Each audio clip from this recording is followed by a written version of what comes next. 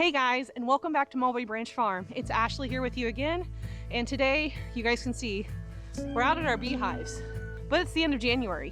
What in the heck can we be doing out here? Well, there's actually a couple of things that you can be doing for your bees in the wintertime. Today, we're going to go over a couple of things that you can do as a beekeeper to help set yourself up for success when spring rolls around and your girls are up, moving around, and ready for another inspection. If at any point during the video you found yourself enjoying what we're offering, please let us know by giving us a like, leaving us a comment, and subscribing. But if you subscribe, don't forget to hit the notification bell so that you're notified every time we're out having an adventure here on Mulberry Branch Farm. So let's get to it. So this isn't our first year beekeeping. We actually had 2 attempts prior to this, and both of those attempts failed for different reasons that we can go over in a future video. Right now, these are probably the healthiest hives that we've ever had.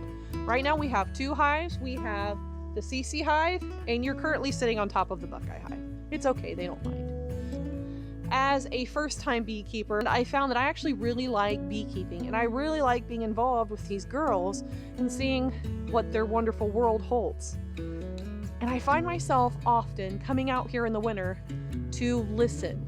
And the reason that I'm listening to my hives is I'm trying to hear that hum. A hum means that your girls are still in there, alive and kicking. It's really helpful to move all around your hive to listen on different walls. Depending on how big your colony is, you might not be able to hear them over here, but if they're on the other side, if you go and listen on that side, you might be able to hear them. But one thing you should never do is do not knock on your hive. The reason you shouldn't knock on your hive is this actually agitates your bees. And that's the whole reason why a lot of people knock. They try to agitate them so they can hear that hum. The bad thing about that is that bees, for 24 hours after you've knocked, are raising the temperature in their hive, which at first might seem like a good thing, but actually it takes a lot of energy for them to make that much heat. So you're actually making them go through their stores a lot quicker. And we don't want that because we don't know how long or hard our winters can be. So if you're really worried and you can't just hear your bees by pressing against the wall, go to a local CVS or go on Amazon and actually buy a stethoscope. That will help you hear a lot more clearly without getting right on top of your hive or knocking. Knocking seems to be the easy way, but it's not the best way for your bees. So I live in East Central Indiana. Our weather in January can get up to 60 degrees on warm days, but in the negatives on really cold days. So on those warm days, if I come out here and I see that my girls are active, I get really excited and I figure, why not a quick inspection in January? There are actually a couple of different reasons why you should make sure not to feed into that urge to pop them open. Number one, when you pop them open, even on a warm 50-degree day or 60-degree day, you're letting all of their heat out. They've worked really hard to build that heat in their hive to keep them warm enough to survive the winter, and you're letting all of it go. The second is when you pop your hive open, you're actually breaking the seal. It takes a lot of time and energy for our bees in the spring and summertime to create their propolis seals all around your hives, their frames, the top board, everything. So when you break into them, you're breaking that seal, and they're not going to have enough time or energy on that one warm day in January to go and make enough propolis to seal it all back up. And you're taking a lot of energy, which means they're going to go through their stores even more.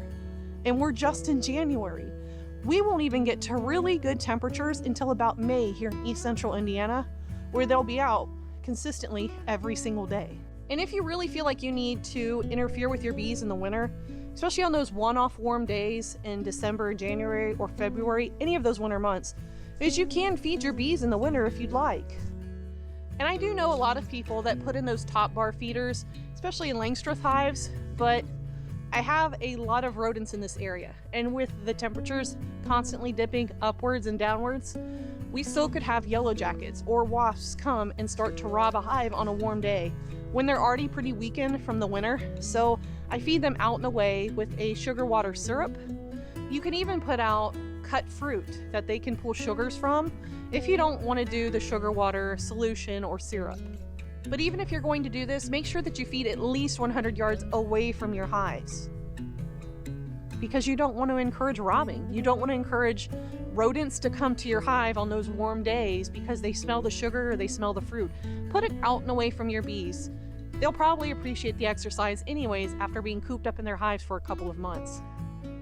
And if you're like me and you're out here checking all the time, especially you first-time beekeepers, you may see some dead bees on their front doorstep or just below them in the grass. And at first, it freaked me out too. I was so afraid that I was losing my hive, that those dead bees meant that there was something wrong with my hive and I wanted to crack into them. But that's actually a good sign. Dead bodies don't get there on their own.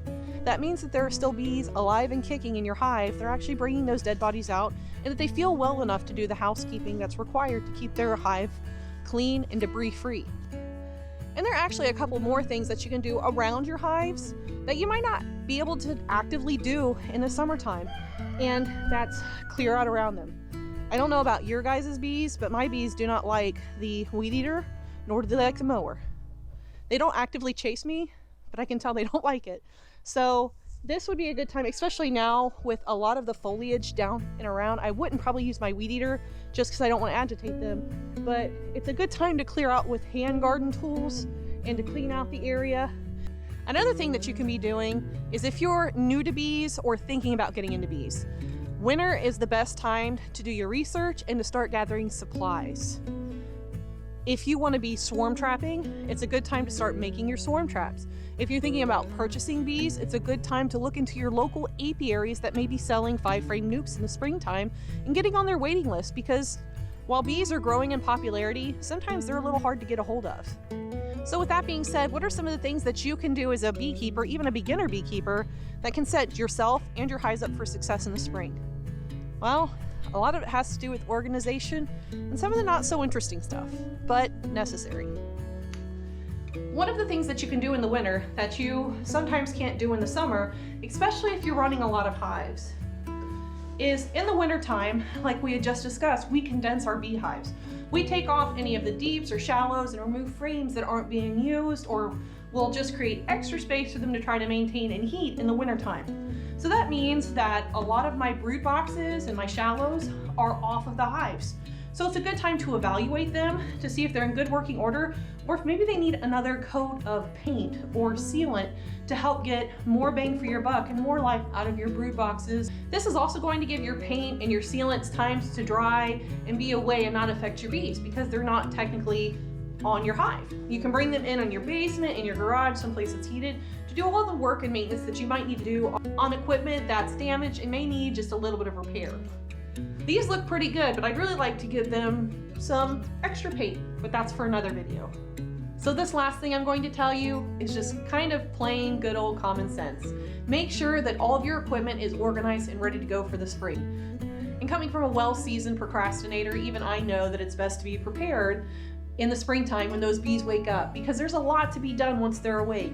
Hive inspections, harvesting honey, treatments, splits, swarm catching. There's just a lot to do when it comes to beekeeping and expanding our apiaries. So I hope you guys found this video helpful. If you did, make sure you let me know by dropping me a like, leaving me a comment. What are some of the things that you do in the wintertime if you are a seasoned beekeeper that help you to prepare for the spring months when we're back out there in our protective gear, breaking into those hives and working with our bees? And if you'd like to join Mulberry Branch more often for more of our adventures, whether it's with the bees, the goats, the chickens, or anything else that we've got going on here with our daily shenanigans, make sure that you subscribe and hit that notification bell. But until next time, guys, thank you so much for spending your time here with us on Mulberry Branch Farm. We appreciate it. Make sure you're staying healthy out there and being kind to one another.